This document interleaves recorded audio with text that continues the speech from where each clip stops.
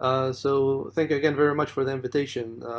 I mean, today I'll try as much as I can actually to kind of fill in the gaps of what my great colleagues spoke about. But I'll share with you a very brief story, if I may say here, about how we build brains in Palestine and how we actually try to build capacity for neuroscience research there. And it will be very brief, and I'll focus actually on the SDGs. There are a handful of these. So basically, it's going to focus on well-being, education, equality and equality, infrastructure, and peace. And we'll see actually how each and every one of these SDGs apply or applies to our context in this particular domain. So how do we take these SDGs into this, which is basically like an impending question, which is where is Palestine? And in order not to complicate things, because of for the sake of time, actually, and I don't think we have the luxury of asking many of these questions here, I would like to borrow some logic from the late Edward Said, who actually asked, what is the question of Palestine? And surprisingly, that was 1979, actually. And up until now, I think it is still a question. So if I want to define or just maybe try to answer that in the spirit of the SDGs, it will be basically the dire state of each one of the SDGs in Palestine. I'm not trying to be pessimistic here. I'm not trying to. I'm just trying to be realistic and reflect what we currently have there or what we currently lack there. So it also provides us with all of the opportunities that are open for intervention and for collaboration and for the possibilities of what the future holds. So we can think about this in the context of its negativity and be helpless about it, or we can actually devise a plan, and that's what we try to do actually in this kind of domain. We wanted to address some of these problems, and we try to actually organize this using an experimental, like a thought experiment and an experimental approach. Whatever we wanted to address, or the problem that we wanted to actually tackle there, should be focused on pragmatism, what can be done, what is addressable, what is locally relevant and internationally applicable. It has to focus on people in its multi-layers, in its multi-systems. It has to be multidimensional and layered. We need to follow a bottom-up, not a top-down approach in order to solve the problems. And we want to always think about disruptive solutions and sustainability. With that in mind, if I would like to display 4 problems that we have in Palestine. The monstrous political problem, economy, healthcare, and education. And I leave it to you guys to run these thought experiments on which one of these checks all of the boxes in terms of addressable, solvable problems that can actually, where we can accomplish some form of advancement, even for a non-organized effort. For me, and based on my background, I always prefer simpler problems that, for me as an individual, a non-politician, I can actually contribute to. Therefore, one of these simple problems for me, based on my line of study, is actually the human brain. It is very simple. So basically, based on this kind of flawed logic, I try to see how I can contribute to solving some of Palestine's problems by studying the brain and by focusing on the brain. One of the largest problems that we are facing in Palestine is an epidemic of mental health problems. It affects between 30 and 40% of the population. Whether we want to call it mental health or we want to give it any other names, people are suffering. And that's actually what we should really pay attention to. It's not just about the prevalence. It's also compounded by a very high level of social stigma, where families are basically ashamed of their members who have mental health problems. And it's not only in Palestine. I know that this echoes in the rest of the Arab world. And also very few healthcare professionals. A population of 2.9 million people in the West Bank, for example, are serviced by 24 psychiatrists. Only 2 women, none of them are child psychiatrists, for a population 65% of which is under the age of 24. It's not only that, unfortunately, it's compounded by mental power problems, and allow me to call it mental power, because we have minimal research and there is a huge brain drain where everybody who gets an opportunity or a chance outside of Palestine leaves Palestine and never looks back. So we're talking about a very complex problem that is layered, and let's try to actually kind of see if all of these boxes tick. Can we do something? Maybe. Is this a locally relevant problem? It is. Is this internationally applicable? As per the WHO, 1 out of every 3 humans suffer from some form of mental ill health. 300 million people worldwide suffer from clinical depression. Clinical depression, for example, and mental health problems are amongst the highest determinants of morbidity and mortality worldwide. Is this focused on people?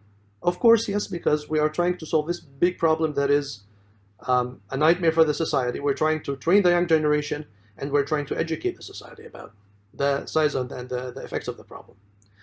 And can we devise sustainable and disruptive solutions? There is a possibility. So let's see how actually we addressed that over the past decade.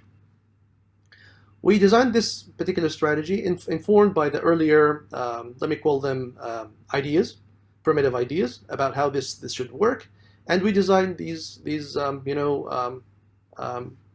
call them trajectories that will focus on research, infrastructure, education, and people and their interactions. At the heart of Palestine, at Al-Quds in Jerusalem, at Al-Quds University, we established what we currently call the Palestinian Neuroscience Initiative, and that was 2009. And basically, we just wanted to explore the possibilities. I personally, as a person with a background in medicine and neuroscience and mathematics, I'm a big believer in randomness. So it's all about trying. So that was exactly what we did. We tried. We approached the problem using different trajectories and different combinations of these 4 particular trajectories. And it started with 1 person and 1 laptop, and that was me in 2008, 2009. Now we are speaking about 6 research units at Al-Quds University in Palestine, focusing on various disciplines of neuroscience, from the cognitive to the genetic to the developmental to the molecular to the physiology to the computational.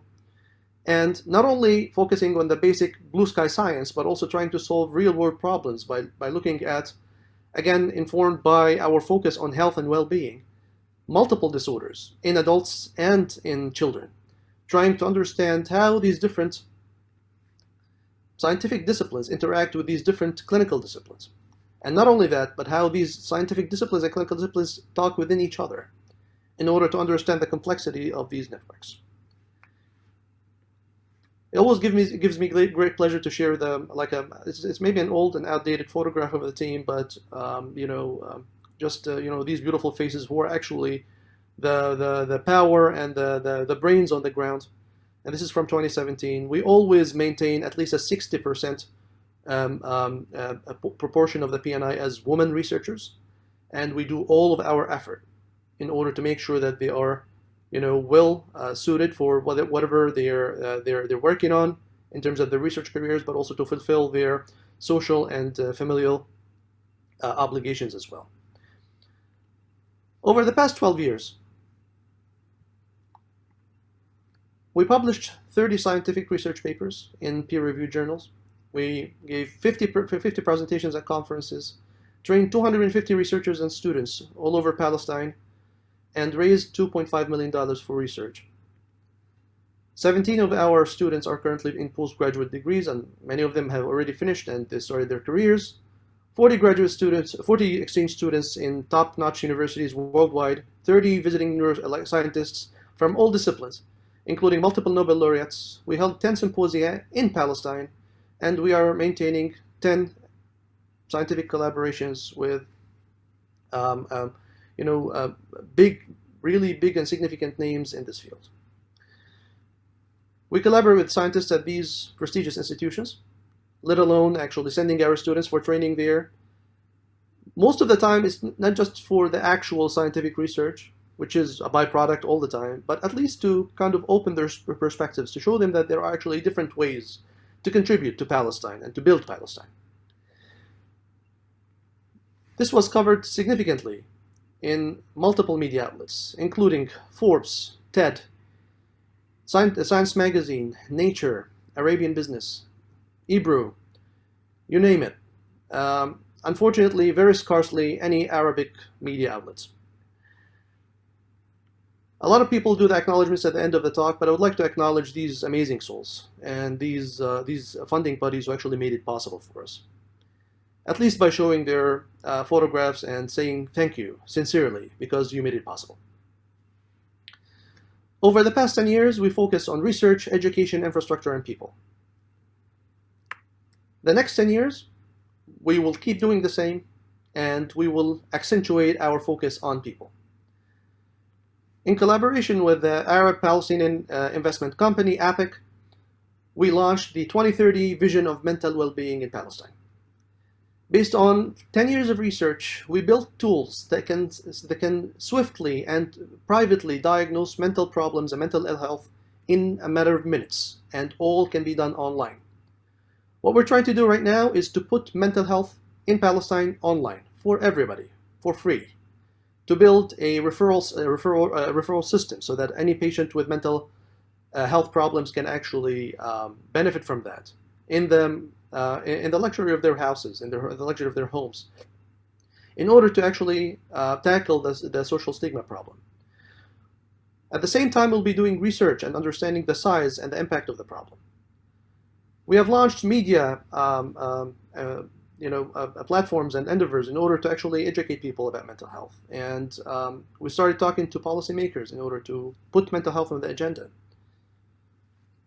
Not only that, we're trying to bring to Palestinian hospitals significant new technologies in collaboration with leaders in this field. Alpha Omega, which is another company founded by Palestinians in Nazareth, in order to bring deep brain stimulation for patients of Parkinson's disease in Palestine, based on our ability to do the research and to build the infrastructure. And yes, we can. We're trying to actually bring neuroscience in Arabic to the world in collaboration with IDRAK, Queen Rania Foundation, and to make sure that actually we start to speak the language in order to know how to speak to the rest of the world in this particular discipline. We launched campaigns on social media to try to actually disambiguate mental ill health or mental problems and try to understand how does that impact us in very simple terms. Not only that, we started talking to school kids. This was, and again, I should acknowledge the Ministry of Education. And basically, it was a very, very simple lecture. It took 2 hours, and you should have seen the amount of interaction by our school kids in terms of trying to understand the brain and how the brain works and how can we actually get from the brain to the mind. So we will focus on people. People are our best, and only asset in Palestine. The ability to invest in people is the only way that actually will get us out of the state that we're stuck in our part of the world. It's not about building buildings. It's not about importing all of these high-tech machines. It's about people. And I really sincerely hope that you all join me in this kind of line of thought and call for collaboration in this kind of regard. I would like to end where I started, with Edward Said and the question of Palestine. And I would like to beg for Edward Said's forgiveness, because I will modify just a little bit of what he proposed decades ago. And in order not to keep it in the question domain, I would like to propose to have the vision of Palestine, not the question of Palestine. Because the vision of Palestine would allow us to, aspire, to look forward. However, I should maintain the ability to be a skeptic, the ability to be empirical, the ability to understand and realize when there is a narrative fallacy, and to avoid at all costs the epistemological arrogance that arises from all of these realities. I hope that in the next decade, we will put Palestine on the map as one of these places in the world where the SDGs are being implemented. And at the very end, I would like to call for all of the colleagues in the Arab world. We seek collaboration, we seek partnership, we seek well-being. So please, let's put our hands together and make this happen. Thank you very much. Really, I want to thank you. I don't know to what extent I want to thank you. That's really great. Let me start. Sorry, I will take some time. I think maybe from my end, I consider this the keynote of the session today. I appreciate all input from others, but this is very touching and very impressive, and given the challenges. Let me say, first of all, you said let's put Palestine on the map. Palestine is already on the map. You are putting it in the map with what you are doing. You are one example, actually. There are many others. So Palestine is on the map. No discussion, actually. There's no doubts. In addition to that, from our end, actually, we offer that again. We will take the initiative further through our promotional media and so on. So my colleague will be coordinating with you on two things: to put the news item and also to see if we can make a story on that to be published on our blog. The last thing, I think, let's discuss. If we are, from my end, I can offer, but depending on the requirements to host your data and so on in our cloud. Let's discuss this together and see how we can help. That's from my end. If there is any question to Mohammad, I know that he was very, at least impressed me at least. Thank you very much. I really appreciate it.